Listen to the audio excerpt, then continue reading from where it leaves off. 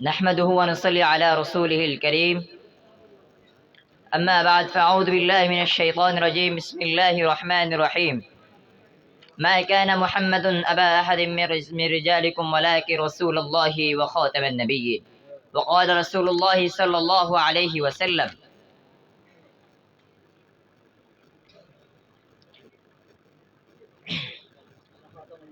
أنا خاتم النبيين لا نبي بعده.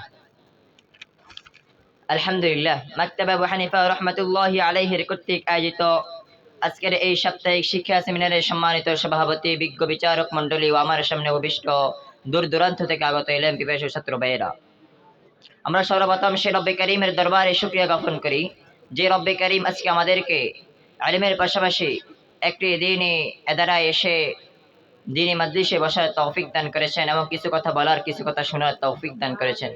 এই জন্য শুকরিয়া আদায় করি আলহামদুলিল্লাহ। প্রিয় মুহতারাম হাজিরিন, আজকে আমাকে মাকতাব আবু হানিফা থেকে কাদিয়ানি ফিতনা আলোচ্য বিষয় দেওয়া হয়েছে। আল্লাহ যদি তৌফিক দান করে এই বিষয়ের উপর কিঞ্চিত আলোচনা করার চেষ্টা করবো ইনশাআল্লাহ। ওয়া মা তাওফীকি ইল্লা বিল্লাহ।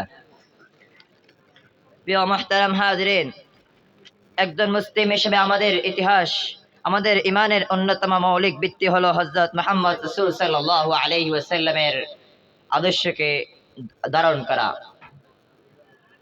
তিনি কোরআনুল কারীম, আল্লাহ তাআলা কোরআনুল কারীমের মধ্যে বলেছেন, মা কানা মুহাম্মাদুন আবা আহাদিম মির রিজালিকুম ওয়ালাকিন রাসূলুল্লাহি ওয়া খাতামান নাবিয়্যিন।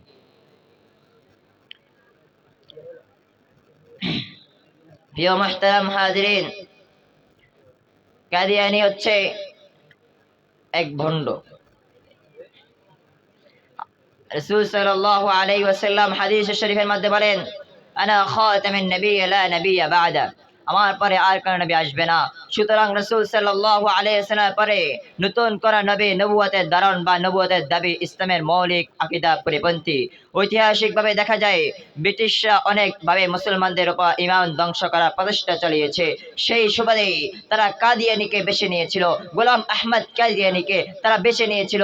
তিনি ছিলেন একজন উলামায়ে কেরাম, যে উলামায়ে কেরামের কারণে মুসলমানরা হচ্ছে মূলত ধর্মশীল। এই ধর্মকে তারা কোনোভাবে মাসলা ভিত্তিক কোনোভাবে আটকালে গেলে তো মুসলমান পান্তা যারা তাদের কোনো ইলম নেই তাদেরকে আটকানো যাবে, তাই তারা গোলাম আহমদ কাদিয়ানীকে তারা ঠিক করে নিয়েছিল। কিন্তু আমাদের রাসূল সাল্লাল্লাহু আলাইহি ওয়াসাল্লাম তো বলেই গিয়েছেন, আমার পরে কোনো নবী আসবে না। যদি নবী আসে সে হচ্ছে কাদিয়ানী, সে হচ্ছে ফিতনাবাজ, সে হচ্ছে কাফের। তাদের অনুসারী যারা হবে তারাও কাফের, তাদেরকে তার দলের মধ্যে যারা থাকবে তারাও কাফের। প্রিয় মুহতারাম হাজিরিন, এই কাদিয়ানীকে কাফের ঘোষণা করতে হবে, এই কাদিয়ানীকে রাষ্ট্রীয়ভাবে ঘোষণা করতে হবে।